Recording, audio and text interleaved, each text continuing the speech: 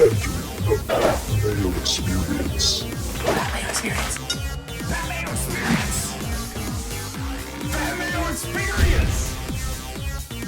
Experience. Welcome to the Pat Mayo Experience. Zurich Classic Picks, bets.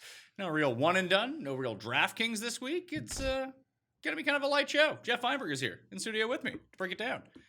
I don't want to seem like I'm not excited for this event because I do enjoy just to sort of watch it, and that's it.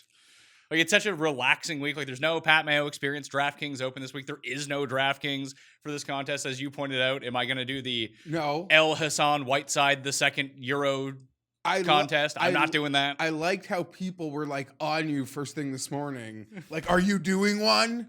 Did you have like a morning off or 2 days? Like, no, it doesn't work that way. And yes, you're happy to not have to. It's like a kind of a mini bye week. I'm very happy to make some bets on it, to break down the course. I've done my research on the event. I like to watch it. It's a fun one to bet on. Like, hard course. Is it? Yeah, I feel like always like close. Like, you're never gonna get a winner. I feel like over a 10 under par, which I guess in today's golf means like is a pretty hard course, right? When the winning score is like under 10. Is that true? I don't even remember what happened. Yeah. I remember the last time that Levy was just throwing darts. Levy was throwing darts. Oh, you're talking about Morocco. Yeah, what are you talking about? Zurich. Oh, yes.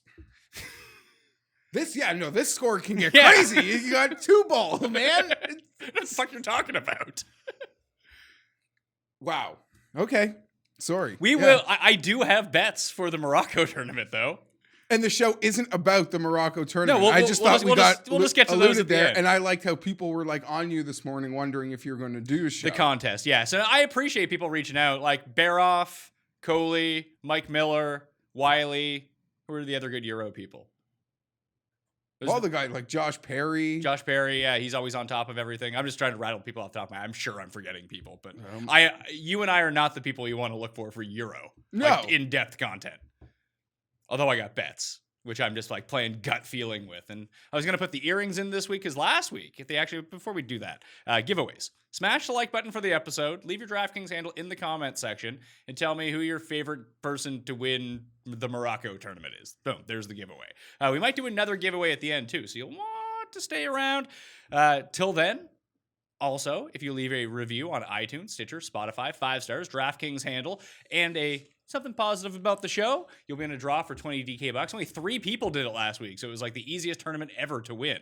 And I have an Instagram post up now with all the new posters I have for the background right here. If people want to go to Instagram, tell me what their favorite ones are on that post and leave their DraftKings handle, you too can be in a draw for 20 DK bucks. Last week's winners: Team Player, T. Keegan 9, Schmocky 22, JC Drake 10, G Williams 420. Must have been a good weekend for him. And Super Freak 2, 3, 7. You're all the winners of 20 DK bucks. If it's not in your account now, it will show up within the next 2 years.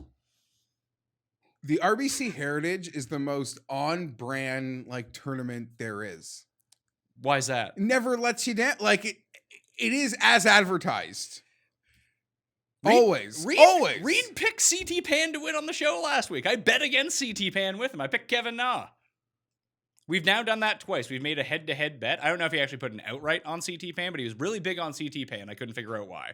Because I went and looked at his numbers, his course history. None of it lined up. Turns out it was just CT Pan's week. He played really well. Shout out Reed Fowler on that one. But at Valero, we made a head-to-head bet about like scrubs in the $6,000 range. And I bet him that Corey Connors would be better than Carlos Ortiz. Never bet Corey Connors. Last week, he bet CT Pan would beat Kevin Na. And then CT Pan goes out and wins. So I might have to like, whoever we have the head-to-head bet with, I might have to go throw like $5 on each of them. Yeah. Now they'll both come dead last. But just funny how that works out.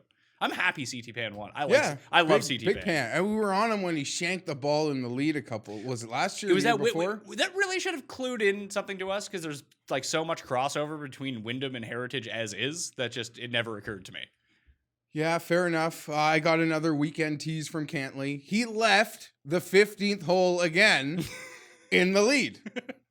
2 straight tournaments. There wasn't really a hedge there because literally as he tied it, Pan maybe. Well, and then you still had Kuchar to deal with too. Okay, there's the moment where like, oh, I got really like Cantley excited, And then by the time I came down from the excitement to like recalibrate what I should do, Pan had just stuck it to like 9 feet on 17. No, he was in the bunker on 16. He, on at the 16. bounce back after he bogeyed 15. So it's like, oh, I got to wait to see what happens there. And then before he even attempts that putt, Kuchar sticks it to like 5 feet on 18. And makes the putt. They both do. Mm. So, and I don't even know what there would have been a real out there based on, he's only 20. I got it at 22 to 1, but I don't know. The unfortunate thing with Cantley, and just me ranting now, is he is like one more tournament from being, and maybe this week, look at his odds. He's like Finau. Is he playing with Finau this week? No, he's playing with Reed. So he's like in the top, but I just mean like his odds are officially Finau territory. I feel like for the next major, he's like 40, going to be like 35 to 1. Yeah, or something. 40 to 1. And now in lower tier events, he's going to be in like a Finau number range. Yeah. But we didn't get the win. Like the number's gone, but we never got to cash it. So it's like the worst possible scenarios. I mean, he does have a win. Yeah, which we did cash. It was the Shriners. I didn't. You did. But it wasn't like, what was it, like 16? It was a swing season. There was nothing there. It was like 20, wasn't it? If I recall just looking at the number being like, nope. That'd be kind. I don't. Maybe when I got it was like 16 or 18. But it was Shriners. Yeah, it was. Yeah, it was not a kind. It wasn't a number. It's all been reinvested in Cantley losses probably by now. So I had a real disastrous week. Like it was. It was at the wrong Asian. Like whole card is full Asian, of Asian golfers, dudes, yeah. man. And I even made fun. I even made fun of the KJ Choi guy on the show, and he ended up coming top 10. We were on to something like you knew. I actually kind of pointed this out, and maybe it's something to really kind of hold your breath. It's really tough, and this is something that I mean, people who provide content can kind of get into it.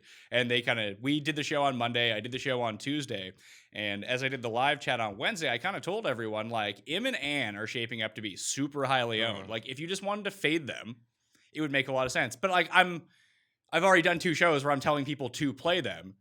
I can't, in good conscience, just be like, no, I'm not playing 100%. Those guys. You know what I mean? Like that's tricky territory for me. And I had no guts because I wouldn't have done it anyway. I'm not going to say that I would. But from a game theory point of view, if you have these guys, like it doesn't always work out, obviously, because if those guys go out and win, you're screwed. But you're trying to win these giant GPPs. If you just didn't play those guys, you're probably looking pretty good on the weekend. It happens often. And not to say if I pivoted in a different direction, like I'd come home with the winner. That's not to make the point. We do this show very early on Mondays to get it out, and we have a blast doing it. But by Wednesday, it's like the guy we're up, like everybody is on him, and exactly like at this point you know that he is not going to win anymore. The rate of a community win is 0%. 0.00. I'm trying to think. Is there a community win that has happened? I feel like a lot of people were on Kuchar at Sony. Maybe, but I don't like it. Didn't like pop through. Winners on winner, like, and Ann was just right. Like everyone was excited to bet Ann, and even and we got off the Masters, and we got a good number. The numbers were great. Oh. Yeah, he had a real rough back 9. But I don't know, like you say, it's a tournament you look forward to every year. It never lets us down. The same script, the movie that 3 shots down, 7 consecutive years on Sunday. You knew the movie. You just had to try to guess it. A few people cashed. I mean, there were the 110s, 125s pre-tourneys. I saw a lot of people with like 22s, yes, 25s, 30, 30s. 33, 25, 28s. Those were the nice ones. As I want to do, I got a bit greedy. I only made the one like extra wager. I put it on Rafa. I was like, Rafa at 66. He's in play. I went a bit too deep. And what, Pam was 8 to 1, I want to say, going into Sunday? No, he was like 25 to 1. Sorry, I mean 8 to 1. He was minus 8. Minus 8. Yeah. And I don't know. A lot of people want to know my thoughts on Dustin. It was very, I mean, the one you thing. could tell by the second tee shot that something was just not there. Poulter's got a big of a bugaboo with him. Especially at this event. Together, I know Poulter's waxed him in Ryder Cup plays. I don't know. Maybe I just want him to stay away from Poulter. But Poulter was leading this event last year too and gagged it all the way on Sunday. So, I mean, the number 1 player in the world should be able to override the streaking Asian 4-shot deficit narrative that the Heritage has brought us. But I don't know. He couldn't. that place, like when it starts going against you, and anyone who played DraftKings this week, you were following guys who seem to be running well, but the second like that course starts going against you, You're done. done. Look what happened to List. List legit had a bad 6-hole stretch, or it was the front 9 on Saturday. I think he finished at like -4 for the tournament or something. I was stupid like really that. disappointed. Like, You start hitting, like once you start hitting it into the woods, you're done. Okay, so here's the thing with List that like people need to realize. We like him a lot. It's like an on-brand thing for the show, but at the same time, like, because people are like, well, you just say if he putts well, like he'll be fine. Yes, but his other parts of his game can't like completely abandon him. Like then there's no, especially at the Heritage, and I mean the week off the Masters app to go to that app. Because the abundance of other and native area that really is no trouble, or not like no trouble, but like it's really, you can get it to like 30 feet from the pin. Guys, you see like from their second shots on the par 5s, they're still getting it to the optimal third shot locations. What a pain, like I haven't seen more of the other native area type locators on a shot tracker. And you felt naked compared to last Well, yeah, you week. didn't know if you were behind a tree or not. Like, do you have to play out sideways, or do you just hit it between the trees and you're fine? So that was shitty. Yeah. Some people did do well though. It wasn't me, but Not I. Fantasy National member Matt Wallace, he wasn't doing well till the weekend. Then he took down 10K in Showdown on The Saturday. other Matt Wallace. The other, he made Not more. the guy that He made more money than the Matt Wallace I bet on for the tournament. Zach Sheets won 2.9K, and he won a spot in the Fantasy Golf World Championships, which is worth 6K. So shout out Zach, the Traveling Scotsman. That is his Twitter handle, at least. The 4th time he played in the PME Open, he won $750. The only contest he plays on DraftKings. That's good ROI. That's pretty 45 good. in. I've played it every week. I've probably like in total won $750. And Jeremy Hurdle turned $165 into $1,100, and he won the Kenny Kim Tambo Fantasy Golf Degenerate League. So shout out to him. And I saw a whole bunch of people cash like Pan day of tickets. There was one guy out there with like a 160. There were a couple. I feel bad for our boy Russell because he like was talking him up. He had a tweet from like 4 days ago, like it's a Pan week. Yeah, everyone and laughed at didn't him. bet it. Oh, that sucks. That's like pray for Russell. Yeah, like you, I saw a majority of the tickets, and a lot of people said they're live, in sort of tourney fantasy national generator pointed to Pan. It pointed to Pan and Mullenix, and it was like bet against Dustin because Dustin made 8,000 yards of putts on Saturday. Bless the field, and what happened Sunday maybe would have happened anyway. But when you saw the putts that he made Sunday, and he led by a stroke, Yeah. like he's not like you see that, like you assume he's going to be up 5. It is disappointing though. I will say that like Dustin's playing the Kuchar schedule, but not like winning like Kuchar. Although he did win in Mexico. Yeah. Like he's showing up like to a lot of underling events. And we love that event. And I don't mean underling events because I love them all. But I just mean like for him and in comparison to other players. Sure, I think Dustin's having an alright year. Top 5 Oh, at I'm Valspar, not- second at the Masters, won a WGC. He's doing fine. I'm just, I just like to at the lows. I still got to defend him. He didn't even come top 30 yesterday. I know, it was bad. And he's done that before, right? The crazy Sundays people brought up the one in China or something. Well, he was winning that one by like 7 strokes and Rose Yeah, caught so that's a lot. Yeah, and that's not a course where. Okay. just bad day from him. Friday was an embarrassment. And I've done this long enough. I sort of can handle all, by this point, I almost like ignore all like Golf Channel sucks tweets or, why are they not this? But Friday was an epic fail on the hands of Golf Channel. If Jordan Spieth was still a good golfer, maybe the TV crews would have stuck around. So we need Spieth to be good. Yes! Like if he was Spieth of old, they don't like leave. But to my understanding, the Golf Channel crew left during the rain delay because they don't do weekends. And it's, I guess, different crews. And like they were told by their superior, just pack it up. And so there was nothing there to be had when they went back, because the CBS or the network crew comes in, to set up and do the weekend. Fun. Very, I mean, just you talk about the app being different, and we were able to see every shot at the Masters, then to this where they're just like, screw it. Yeah. Let the radio cover it. Anything else from this? I mean, are we just better off next year not betting anyone and just waiting till Sunday and betting like 5 guys at 20-1? That might be the move. That is the move. That is the move. The leaderboard had more Masters competitors, though. Heaters, too. Poulter, Cantley, Dustin. In fairness, Poulter, Cantley, and Kuchar play well at this course every year. Yeah, for sure. And Kuchar, once again, coastal, Bermuda course, comes second this time. Cantley missed like a 5-foot putt for like 300K, by the way. Dustin also really is able to play very well. He has a history of playing very well the weeks after majors. I mean, he led after 3 rounds. He won.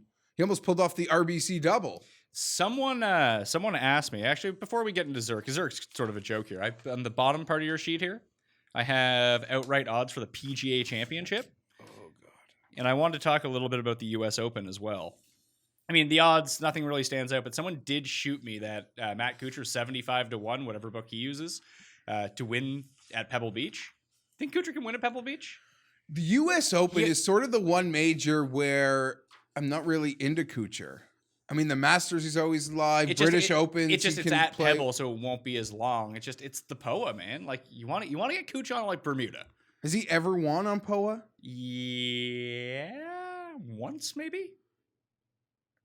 Trying to think. That Silverado course that he won at like 12 years ago, maybe that was one. But remember, he went through like a 5-year stretch where he didn't win. Yeah, it was horrible. He had like less. Since 2014, him and Lee Westwood both won on the same day to break their streak. But he also had like a stretch in his career where he like completely fell off the map, sort of like Stenson. But he never got to the highs that Stenson got to before he like what do you think he's live at Bethpage? Because like Tiger's 8-1, Dustin's 9-1, Rory's 10, Brooks is 12. I'm just trying to like Cantley's still 50 at the PGA Championship right now. I think all these numbers, for the most part, other than the 1 or 2 guys that like win or do something special, get bigger. Like by the time we go off at Bethpage, that didn't really happen at the Masters though. They didn't go up like we thought they would. Yeah, I want to say they did. Okay. Like to me, like how, by the time this tournament starts, Schauffele will still go back to like 33, 35. Yeah, maybe. People are in on it. Actually, he's had a bad week, so maybe like he's the one whose odds get cratered if he's not coming off. It's like Jason Day. If they're not coming off a really good week. He's kind of proven like he's just so consistent in majors that if they go across 30, he's a guy people are going to jump on. I would look to jump on only because you bring him up here, and Bryson couldn't putt this week. Apparently, his strokes, his approach was like 7th. Yeah, he was very good, but he also missed cut. No, yeah, I know. I'm just saying, like just all gonna like happen quickly is sort of my point. Once you see that the ball striking is back for Bryson, just immediately jump on. That's sort of my that's I don't know if I'm calling him to win at Bethpage, but there's that. Sung Jae Im 100-1. I don't even know if he's in the PGA Champion. I assume he is. There's still like should we dump more money into the Hideki box? Maybe. We'll see how he does. He rallied at the Masters. Yeah, like the players. And all he does again is make me like think, okay, I can bet him again next time. How hard is Bethpage going to play? I have no grasp of that right now. I really haven't dug in to see how it's going to go, but it's not going to be like a U.S. Open type setup. So I imagine it plays a bit easier. They played a FedEx Cup event there like a few years ago, didn't they? Didn't Reed win? I think so, yeah. Maybe I'll go look to see how it was played during those and amp it up a little bit. I'm a loser, so I'll say Woodland at 60, but I think that gets higher. Not Thomas Peters at 80? Yeah, actually, you know what? I actually really hope Woodland doesn't win this because the only 2 like deep futures I have are him at like 150 to win the U.S. Open and the British Open. Like parlayed together? No, like singles. The only bets that are pending in my Will Hill account I saw. All right, let's talk Zurich. Team event. 80 teams of 2. They will be playing best ball on Thursday and Saturday, alternate shot on Friday and Sunday as a switch. That's what it was last year. They switched it up from year 1 when Kisner and Scott Brown shot 60 on Sunday to tie Blixt and Cam Smith with their chip in on the 72nd hole to force a playoff. That was no fun to watch because we had the monies on Blixt and Cam Smith. You'll wait till the next morning. Yeah, TPC Louisiana. It's just over 7,400 yards, par 72. It's a Pete Dye course. Again. It's one back-to-back Pete Dyes. Horschel and Piercy won last year. Each member of the winning team gets 400 FedEx points each, which is strange. You don't get the full 500 like the single would, but you get 800 combined, which is pretty nice. And you get your tour card. I don't think it's the full 3 years. You don't get Masters either, though. You don't get Masters, no, but you get into Tournament of Champions. Anyway, if we go to the top of the pricing, or top of the go ahead. I, like, a lot of people are very anti this. Sort of like to your, you're happy to have a break week. We do this so much that I don't mind any sort of variations. I don't mind it either. It's fine. It sucks there's no DraftKings. But it's nice to have, like, the bye week. I will agree. All right. Sorry. Let's go. Top of the card, we got Day and Scott, the Aussies, playing together, 6.5 to 1. Garcia and Fleetwood, 7.5. Cantley and Reed, 12. McDowell and Stenson, because there's no Justin Rose this year, who usually plays with Stenson, 18. Rahm and Palmer, 18. Horschel and Piercy, 18. Watson and Holmes, 18. Rose used to be a the Zurich. Sherlock pairing. Stanley and Finau, 20 to 1. Schwartzel and Louis Oosthuizen, 25 to 1. Those are the favorites for the tournament. I have no real take on any of those guys. The one thing, like, strategy-wise, to point out here, I think, the way that I like to play my teams and, like, the teams that tend to do well, I just want two guys that they don't need to be friends. They don't need to be anything. Do they have, like, similar games? That's all I really remember. Brooks played with Wes Bryan last year, or Rahm played with Wes Bryan, whoever it was. And, like, Wes Bryan was hitting it 135 off the tee. Like, you're just putting your partner into a position where they just never play from, ever.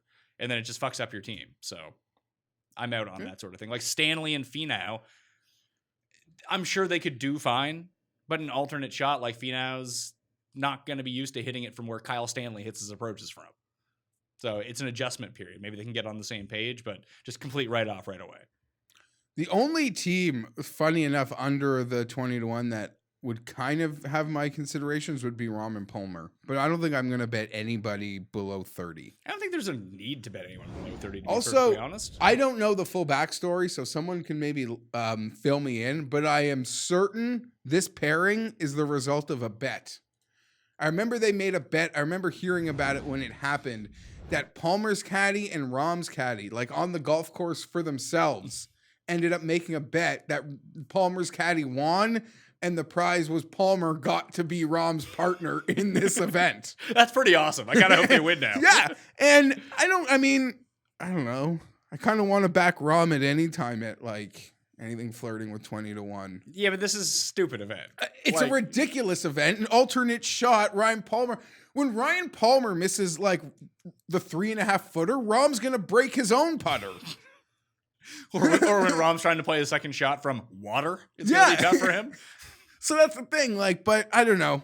I feel like Palmer can just, if anyone's going to ride a back, it could be Palmer jumping on Johns. So the only team that kind of does it for me at all from this lower end is, and Paul Shag pointed this out for me. I like the Sherlock team of Holmes and Watson.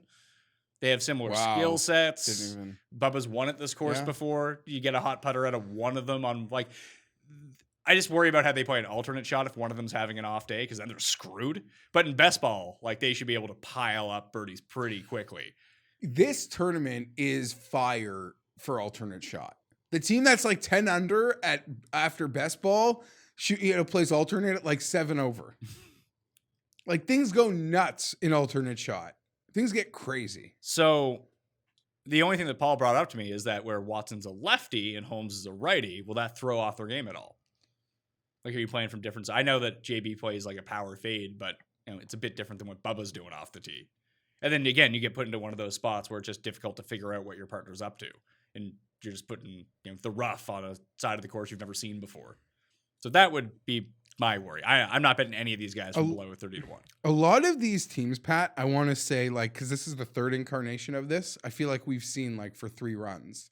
And I don't know whether, they did it the first time and they're like, yeah, we had fun. Like, let's just keep being partners.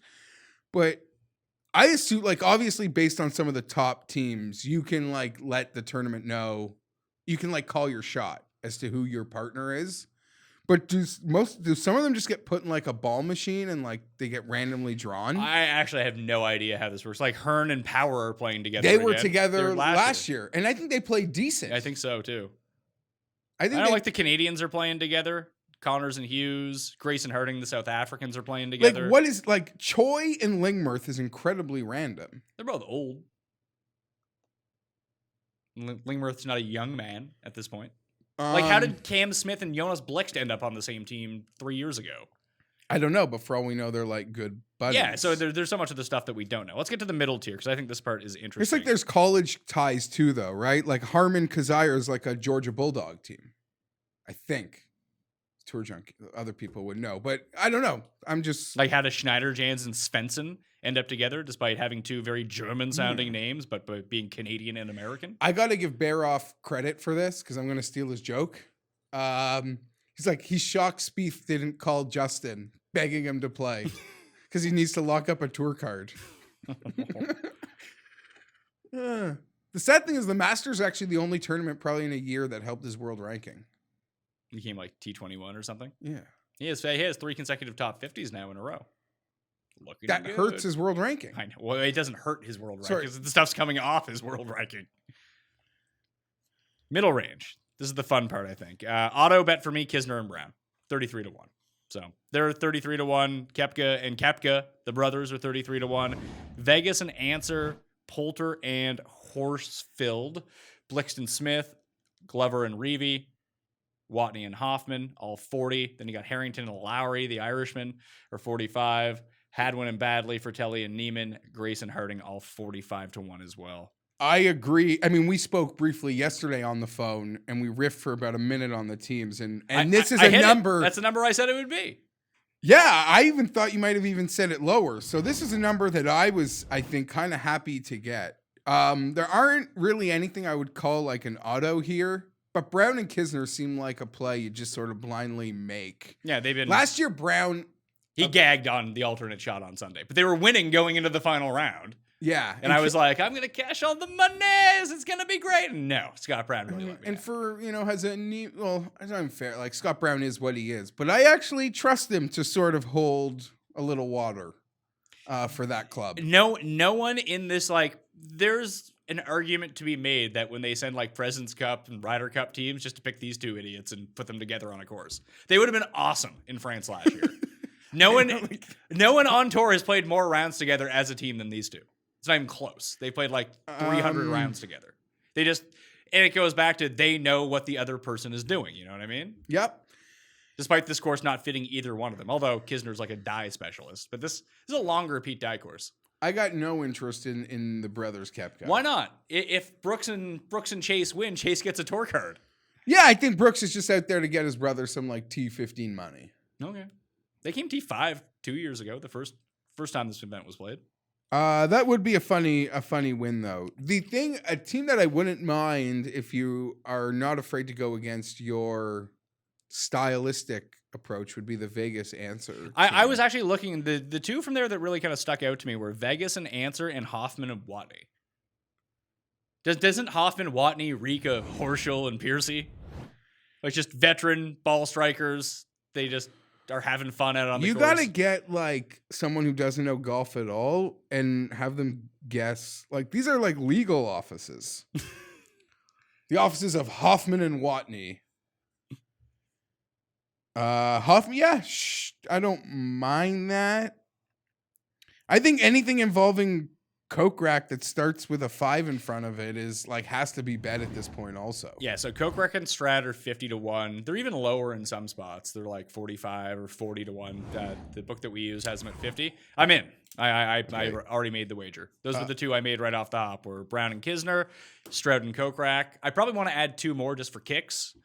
And I think there are some first round leaders that could be potentially a lot of fun here, with best ball being day 1. But I don't know, outside of those two, I'm amazed. Okay, one of the things that actually Mullenix and Stallings caught my attention too.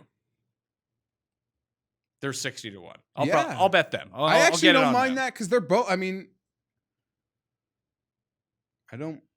They get it out there. Yeah. No, they could both sort of play off each other. I could get behind that one. One of my other big takeaways that I mentioned was I was under the impression Pat Perez blew out his Achilles. That's what we were, I swear to God, told. And here he's back. So obviously the injury wasn't nearly as severe, a couple second opinions. And it's great to not see Perez out a year. I have no interest in the Perez Duffner. They were second team. last year in this tournament. Duffner seems like A bit off. gone, and it's Perez's first run in This was right? Brooks's first run back last year, wasn't it? Yes, it was a warm up because then they went to the player, Yeah. or there was maybe something before the players. But I remember the players was when he had that great round and people started betting those inflated. This was his first tournament back, though. Who did he play? He didn't play with Chase last year, did he? No, it was I forget who he played with. It was someone weird, though. yeah. I want to say like not Zalatoris, was it? No, it was someone from the web tour. Mark something, I want to say. I was going to say Mark Tressman, but it definitely was not Mark Tressman. Tisanuza? Yeah, I feel like something like that name is popping into my mind. One of those names that I see but never actually have heard spoken out loud, so I have zero idea how to pronounce it. Stewart and Knox, I think people are giving a look to here. Fratelli and Neiman. Of course. I've seen it as high as 66. I still wouldn't bet it. That's me. 66 isn't bad, though. I mean, I just said I'm going to bet Stallings and Molinik, so... Poulter and Horsfield do anything for you? No, not really. I would prefer that Vegas answer, that Hoffman-Watney in that same range. Anyone else from the 30 to 100 range? Team Canada's kind of sneaky here. Hughes and Connors?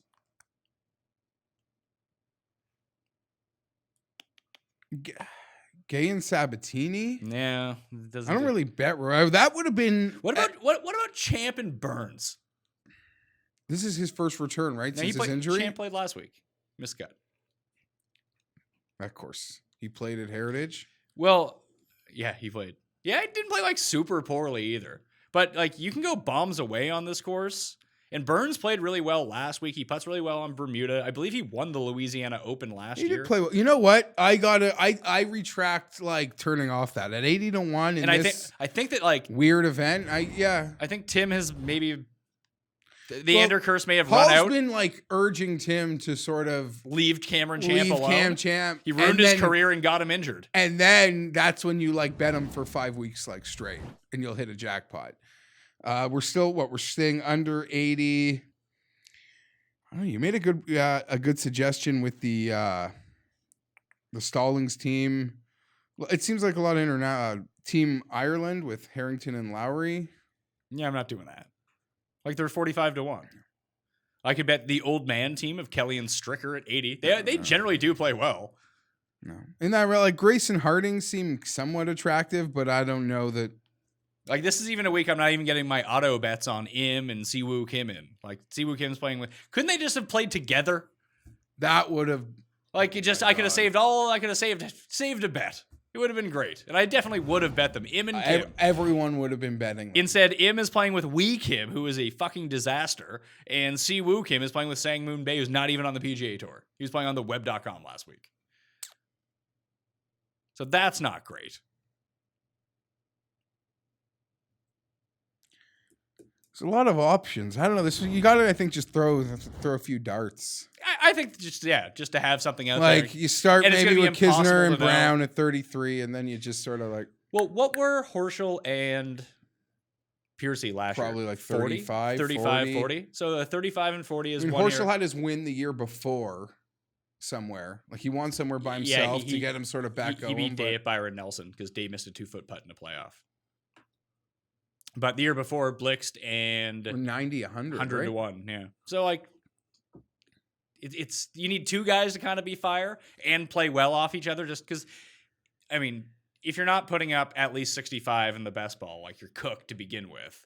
But if you can be the team that doesn't blow up an alternate shot and shoots like that, that's 2 under, like 4 under for the day. Like you're way ahead of the crowd. So if you can just find one of those teams from down here, Longshots, I got one. I'll probably just play them first round later, but maybe I'll chuck in on them. They're 225 to 1. Boo Weekly played like sneaky good last week. I know he always plays well at Heritage, but he plays well here too. And Colt Nost is a Like, we've seen Colt Knost like reel off like 8 birdies in a row. So maybe you can take some of the bad out of Colt Knost and get sort of that birdie fire in there. They're 225. Yeah, I was going low enough. I still can't find them. 4th from the bottom row in the middle. Okay, you know. So I'll probably do that. That's a big number. Like, out of all the big numbers, Duncan and Shank, as you mentioned. Landry and Cook? Those seem to be playing like decent. I believe Cook missed the cut last week, but The week before, he was up near the top then? the other, right? the only, the week what before is was the Sharma doing Masters. over here, by the way? Sharma's playing with Lahiri. I don't mind that. Sharma's not grinding over in Morocco this week? I don't mind that team.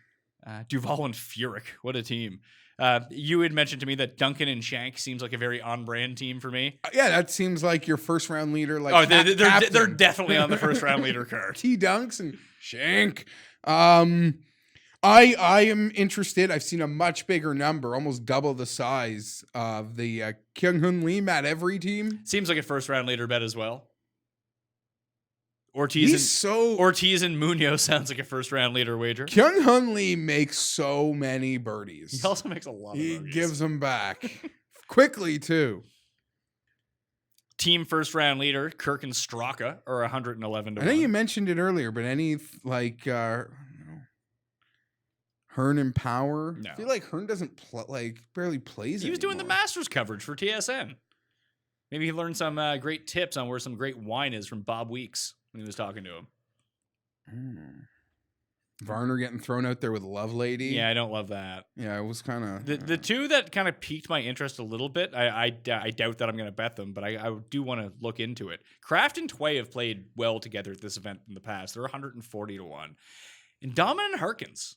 Harkins kind of showed up at Heritage last week, and Damon just keeps kind of doing just stuff, lingering. It seems like they should be like, why are they more than twice the odds like Gay and Sabatini, and even Stallings and Molinix for that matter? Like, what's the big difference between Stallings and Molinix and Damon and Harkins? Honestly, I don't have the answer. So maybe I won't bet Stallings and Molinix. Maybe I'll go into Damon and Harkins and Kraft and Tway and just make those two bets for less money than I would actually have to throw down on Stallings. Do you have to bet Kirk and Straka to be first round leader? I mean, you get Straka, but Kirk can run. Kirk Kirk has cashed some first round leader tickets in the past. It's like that could be like the premium first round leader team. I'm telling you, Weekly and Nost, that's the team. First round leader written all over it. Or the Bod and I don't know. Not Andrew Luck, Curtis Luck. I don't want to just start naming names, so it would feel silly, but I'll say no, they both suck. Who? English and Wagner. How did I know that was the team you were going to bring up? I don't, because I'm looking for a shitty one. I don't know. This is such a cluster expletive. Well, I think it's just you said it. You have to. It's a crapshoot. You have to annihilate best ball. Yeah, and you need to be fine in alternate shot. And then you're part of the 4 teams that are fighting to win. Mm-hmm.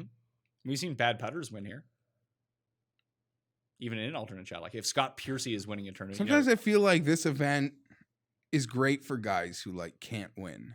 Because they're sort of there's someone else with them. Well, I mean, how is Byung-Hun An and Jamie Lovemark not a team in this? To exact revenge for... Everyone was on one of those two guys that week. When Brian Stewart won in the playoff, when they shortened it to 54 holes, and Jason Day and Justin Rose were chasing, and they cut them out of it, and then all of a sudden Brian Stewart wins. How much would you crush a List and team? Oh my God. They'd win by 8,000 shots. That's where you want to get List and Ann in best ball. Yeah, so one of them. We have 2 chances at this 7-footer. and you would get the whole, if you want to talk about similar skill sets, they are very similar skill sets. 15-footer, there's no pressure to make it. Yeah. But just don't 3-putt from here, we're good. It's almost like it'd be one of those very Ryder Cup things where you have the guy... You almost have the guy with the par putt, you have 12 feet for birdie, but he's got 3 feet for par, and you just let him hit the par putt first so you can take the full run at it. See, I would say it would go a different way if it was Ann and List, because if it's in best ball, they're playing their putts from wherever. An alternate shot, you have Ann over like a 12-footer being like, oh God, if I hit this like I normally do, I'm going to miss. And Luke List is probably going to miss the 4-footer. So he tries to like ease it up or just try to get it within 2 foot. And all of a sudden the putts start dropping. That's what would be the key for that team. Okay. So before we move along, a thing that happened on the, like a question of interest on the Twitter machine that popped up in my feed yesterday. Okay. Which I'm very one-sided in this. Okay. You could either play 9 holes of golf with Tiger at a Muni or 18 holes by yourself at Augusta National. 100 out of 100 times, me and Tiger are yucking it up for 9 holes like old pals talking AFC West football. To play... And you're yelling at him for liking the Raiders? No, we're just yucking it up. We're pals. Okay. We're pals. I like golfing by myself. I'm not against it. But I wouldn't want to play Augusta National like by myself. Like that feels like criminal to like not share that with somebody. I don't love playing golf by myself. I enjoy going around and yucking it up with someone. I don't know. I have a friend who played over 9 holes with Tiger at Fox Harbor. It was he's the club pro there, so they flew them all out, and he said Tiger's just like stupid to play with. He's like stupid to play with, as in he won't talk to you. No, as in like he was far more jovial than he thought he would be. That's what I mean. Like he's so good that it's kind of like ridiculous playing with him. Because he was like, yeah, everyone's like, we're all club pros, like we're all pretty good, and we're playing not a PGA course. So like, I'll stick it, bring it back, stick it to 9 feet. He's just doing whatever. And Tiger just looks at me like, I bet you I put it within a foot. Bet you $100. And then he does. So yeah, it would be way more fun to play with Tiger. I couldn't even believe the amount of people saying. I mean, I would love to play Augusta. Don't get me wrong. Yeah, this has nothing. I'm not taking anything away from Augusta. But 9 holes with Tiger Woods or playing golf by yourself. Crazy people. Okay, we got to do something here. Yeah, let's go to Morocco. Oy. So I'm trying to I always end up betting this event, like I mentioned, solely because the Zurich is going on. I want some action. I actually made 2 bets on Why this. is this guy 22-1? He's 22-1. Jordan Smith. Smith. Jordan L. Smith, your buddy? I like him. So the favorites are Loughton, Jorge Campillo, and Jordan Smith. So that's 16, 22, 22. Okay. Leve, the defending champ, is 25. Zanotti's 25. Sullivan, Nacho Elvira, I think that's how you pronounce that. Surrey and Van Rooyen are 25 and 28. And Dubesson, Victor Dubesson, apparently he's playing better. He's 30-1. So I don't have anything. My takeaway is I feel like this is Surrey's 2nd or 3rd event. I bet on Surrey. And he's already coming back up the odds board. That's who you're betting on? I bet EVR and I bet Surrey at 28-1 each. EVR never wins, so maybe this could be a spot. So Leve won last year. Eddie Molinari won the year before, I believe. Yeah, because I had Paul Dunn. He beat Paul Dunn in the playoff. Couldn't get her done. And Junhun Wang won here, I think 3 years ago. Remember him? Mm-hmm. He was good. He had like 3 Euro Tour wins, and he just fell off the face of the earth. No, my takeaway is it's great to like Surrey's back, and he's obviously he's shown enough where he's kind of being put near the top of a board. So I have no real takes on this event other than those. I have no real insight to it. Just those are good tee to green players. I think they're both good players in general, and this is not a strong field. Yeah, I don't know. Lipsky at like 55 in a Euro event always sometimes stands out to me. Pavon, Andrea Pavon, 66-1. Nah, I don't got anything. Aaron Ray, 60-1. Can't be talking to any of these guys. I don't know anything. Eddie Molinari, 250-1, former winner of this event. There's 2 Pavons. There's Mathieu Pavon from France and Andrea Pavon from Italy. I'm gonna have to talk to Baroff about this. See who he's getting in on. Like I don't know. I'll listen to Golflandia tonight. And that guy Paisley was playing well for a bit, but I don't know the form of most of these guys. Why don't you just bet EVR and Surrey with me? We'll go. Well, I'll bet Surrey. That's not a hard guy for me to want to back. I don't even mind Paul Dunn at 40 if you're telling me he's. I have zero idea about how Paul Dunn is but playing. I think he's playing fine. And you said he's done well here before. He lost in a playoff when I had money on him, so there's that. I bet Dunn almost was right up there in a Euro event like before the Masters. I remember I had money on him. So I could get behind Dunn and Surrey. And if you told me like Romain was playing well. Razor Romaine. Yeah.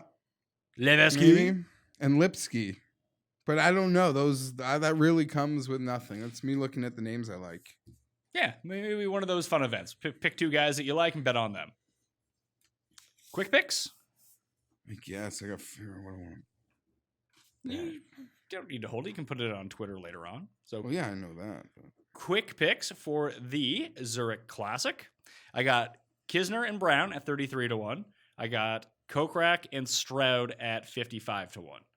And then I'm giving consideration to Vegas and Answer and Hoffman and Watney. They're both at 40. I might pick one of those if I do. I'm leaning Hoffman and Watney if I'm going to go in. What was the other one? Mullenix and Stallings are at 60. Yeah. And then the two from way down, Damon and Harkins, Kraft and Tway at 140.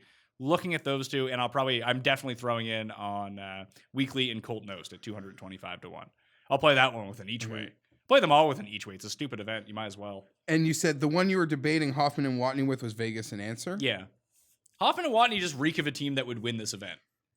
I don't know why. They do. I see what you're saying. They They play do correlate well to together. Horschel and Piercy. Yeah. Like they play very similar. Hoffman's playing well. He's getting back to good old former Thursday, Friday Charlie. Watney, the only thing I noticed about Watney is he no longer wears Nike gear. And that used to be like... Nike cut him off. It's been 10 years since you've done anything, Nick. You're off the team. Was his last win that FedEx Cup win, probably, right? Which may have been at Bethpage. I think he did win at Bethpage. So Brown and Kisner seem auto, although I haven't played it yet. The only bet I have made is I did click for Telly and Neiman at 66. Can't help yourself. Cannot help myself. These are two, like, there's the Neiman factor, who was leading late in a PGA Tour Latino event in his home, or in Chile last week, but I don't follow the scores, but I got a blurb. Who ended up winning the web.com yesterday? I saw that Zalateros didn't win, but I think Lonto won. Remember Lonto? Lonto Griffin? He was in first or second. I don't know. I know a few people like My Mike guy Miller. Lonto. Few people hit the champions winner. Yeah. Scott McCarron. I guess you always got a decent payday when it's not Langer. It was 18-1, I think. It's pretty good. Yeah. So that was good. So sorry. Yeah, Lonto Griffin won on the web.com. Shout out Lonto. Brown and Kids. I believe I bet him to win this event with his partner last year. They did not win. For Telly and Neiman. I think I'm gonna get behind Vegas and Answer. And you can hook me Stallings and Mullenix. I don't know if I'm going to jump on. I'm going to make a choice between Stallings and Mullenix for the two of like the Damon Harkins Tway crowd. Oh, and I'll probably bet I see it at 175 KH Lee in every. This is a good one to site shop for because the odds are just completely different everywhere else. We just picked one book to talk about. You know what? I'm going to dig into Champ and Burns too. 80-1 is a pretty fair number on guys who make a lot of birdies. Make a lot of giant numbers, but you know. If you can make them birdies, you're going to have to if the winning score is going to be like minus 27. Yeah. Do any of those like top teams like even scare you? No. Yeah, because it's so... I'm not saying that they can't win. Yeah, but it's just so unpredictable that you're not like, I don't... It was kind of like last week. Even though Dustin was running away with it and he was the favorite, I didn't have a whole lot of confidence that he was going to win. And of course, we get the 160-1 winner. I don't think the books did either. Like they were trying to get you to bet, like some of the live, number one in the world up by a stroke. Not many people are in tune to heritage history. Like, because there's a lot of people that probably just like, oh, it's Saturday night, I'll bet on Sunday's final A lot round. of people bet field at minus 160, I think it was. I didn't see that bet pop up for me, but I wish it would have been on my Poulter and Dustin versus the field, or just Dustin? Just Dustin. Which is kind of nuts. Wild, actually. So for Morocco, I got EVR and I have Surrey. If you had to play, we're not doing one and done this week, are we? No. Okay, so we'll just scratch off one and done. If you are in something for one and done, I think this is a nice time to use Kisner and Brown. Wouldn't it? Yeah, it's weird. Like, do you waste two people?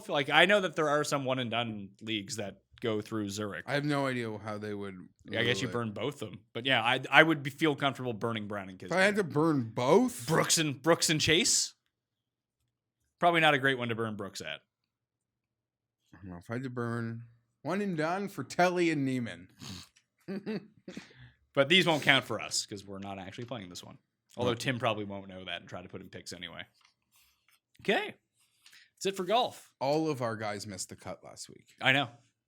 It's never happened before. It was a really bad week. I lost a lot of money. The only saving grace was I said I would I wasn't betting a whole bunch of outrights, so I could save money for Sunday. Then I only made the one bet, so I didn't lose as much as I normally would on a week where I get wiped off the board. Keep on keeping on.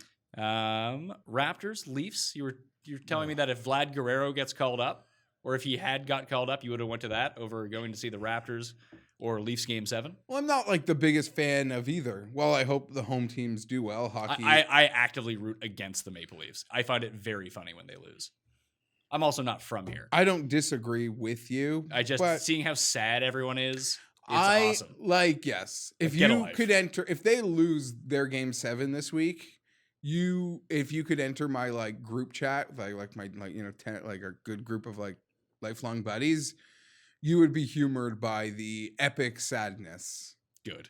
That would take place. My only rooting interest is I don't want either of these teams having to play on Thursday because I want my pals that we watch the draft with every year to not. Are people really gonna go watch the Raptors try to close out the Magic in a game? Well, it would 5? be Game 6 in Orlando if they don't close it out. And yeah, my biggest draft friends that care about the draft and know things, can even tell me stuff about some of these guys, are hardcore Raptor fans. So yes, they should kill the Magic. They would still watch their favorite team in a playoff game, even if they're favored by 12 points. Have you been following Tim's picks? I know that he has put the Stanley Cup playoffs upside down. So he picked the Lightning and Flames to play in the finals, and they're both out now. They're both the 1 seeds. They were both the 1 seeds. That's who he had playing in the Stanley Cup finals. They're both out. And now he's on our text thread because he has the Nuggets against the Raptors in the NBA finals. And he's like, well, how does the curse really exist? The Raptors might get out of round 1. It's like, you pick 2 seeds, man. It's basketball. Yeah. And they're both not out of the round yet, pal. No. It'd be pretty embarrassing. The Raptors aren't losing. I don't think the Nuggets could lose, though. Sure. We got some good basketball series for round 2. I don't give a shit about hockey. I just was paying attention to see how poorly Tim's picks were going. Yeah, the NBA playoffs don't really start till round 2. It's almost impossible. 3 of the series are awesome. It's going to be Warriors and Rockets. It's going to be Raptors and Sixers. Raptors and Sixers. That's going to be and awesome. Celtics and Bucks. Those are 3 awesome series. I'll start actually watching basketball. And then what's the other one? Nuggets and Spurs versus Thunder and Portland. It's Portland. I think Portland's won it or they're going to win it. Anyway, yeah, the 2 winners of those play each other in the NBA TV series. Yeah. So here, is it the same everywhere else? I don't know how it works in other cities, but here outside of no, it's not the same. Air Canada Center, Scotiabank Arena now, there's a giant screen. There's something called Maple Leaf Square. It's a kind of a blocked off road. When the Leafs are playing, it's Maple Leaf Square. When the Raptors are playing, it's Jurassic Park. That's correct. So people from the city go down who are too po to afford tickets, and they watch the game outside, and it's like a tailgate. And it seems like the absolute worst experience of all time. But it's people go. And it's sold out every single time. It just seems so awful. Here's my take on it. Okay. I'm born and raised in Toronto my entire life, as are 98% of my friends. I guess you'd be I'm the outlier in this. No one I know has ever gone in that. All of us, lifelong Torontonians, I don't know, we laugh at that. We just assume they're from not Toronto. I don't mean far away, but we assume they're from out of town. That would be even worse. That you would have to take a train in to go to this thing. I don't even know. And then take a train back afterwards. I don't even know about training. I just mean they're from your, Kitcheners or the outskirts. Isn't that an hour away? Yeah. Just watch it on TV. Why you have to get It's not even that it's not even warm out. It's just also horrible. freaking not hysterical. It is what it is because there is Toronto is a very melting pot city. But you don't see anybody of any different ethnicity in those like Leaf crowds. Oh yeah, and then when it's the Raptor crowds, Maple Leaf Square might as well be like a clan meeting, and then the Jurassic Park, like everyone else shows up. yeah, because it's all people from everywhere. We have populations from Asia, Africa, like everywhere, and it really does feel like, I mean, the Leafs are obviously much bigger because they're bigger Canada-wide. They're bigger in the suburbs. They're bigger downtown. But the Raptors really do feel like Toronto's team. Like, they actually, the fan base of, like, when I walk around Toronto, Raptors seem to be like the people that I encounter more enjoy. I would honestly, and maybe I'm wrong, but I have lived here my whole life. I feel in like the core of Toronto. Yes, the Leafs, which I never leave. Yes, I only there's only like 8 streets that I it is like the Raptors might be more popular, but you go like 30 minutes in any direction, anywhere and beyond. Where like lacrosse starts getting big, people love the Leafs. It's like bigger than like anything. Yeah, it's weird. By the way, we just have extra time because we don't feel like talking about Zurich. But I don't know, Toronto like itself has an enormous immigrant population and they love basketball. The Raptors like exponentially more. Well, when you move from, let's say you move from Cameroon and you now live in Toronto, chances are you're familiar with basketball, probably not so much hockey. Yeah. And it's expensive to go to Raptors. I mean, any of them. Raptors, but the Leafs games are like outrageous. Yeah. I looked into it was Paul's birthday. I looked into getting 2 Leafs tickets for game 5 or game 6. I was like, yeah, sorry, Paul, I can't spend like $2,000. Yeah. Sorry, Paul. Yeah, no, Leaf tickets are... like they were stupid expensive. Yeah. Everyone likes the Blue Jays, though, when they're good. Yeah, and literally no one likes them when they're bad. Yeah. That's sort of, how it works here.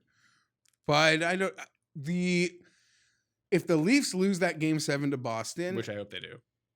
The mood in the city, even in like the downtown core, you will think people like someone died.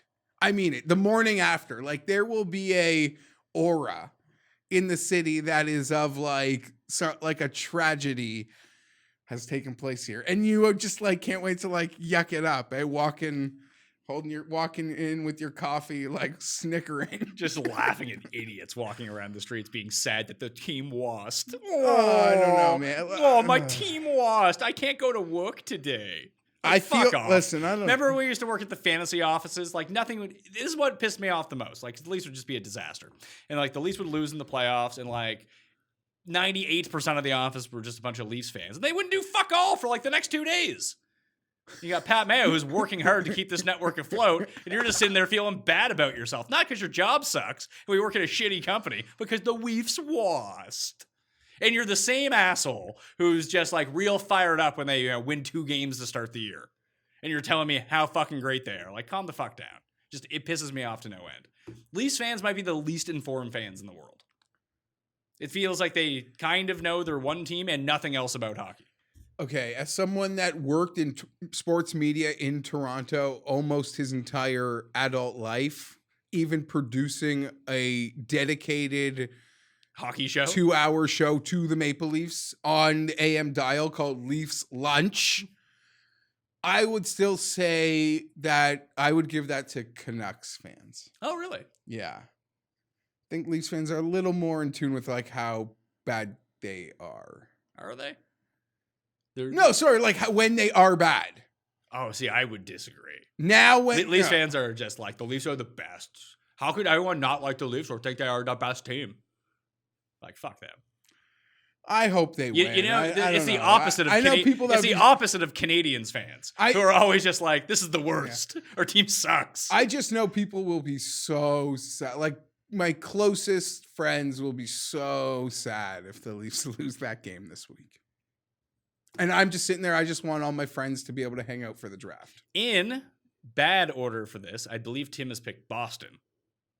But maybe he'll change his pick and guarantee that the Leafs will win. Then they'll just be out. I took a lot of heat on Twitter because I don't know. I call myself, I was at a couple, it was also, as much as it was Easter. Hope everyone had a great Easter. It was a Jewish holiday, so I had a bunch of family dinners.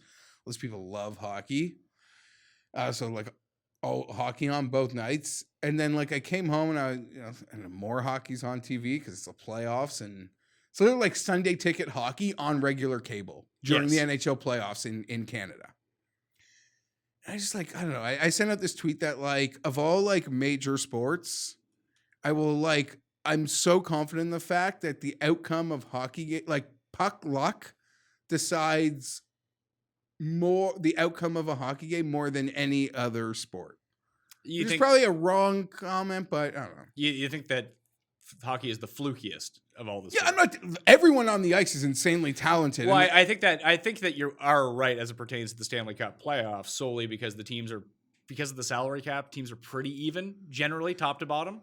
Yeah, it takes that weird bounce off the boards. And don't get me wrong, I get you hit a scorcher, third baseman makes a diving catch, hit a bloop single, 2-run score. Like it's cheesy. You hit a side slope, you're 3 feet beside the pit, and you hit the exact same slide slope. You're in the short side bunker, like the exact same shot. I would say so that I get baseball playoffs and hockey playoffs are super random. Basketball is not. Basketball is the opposite.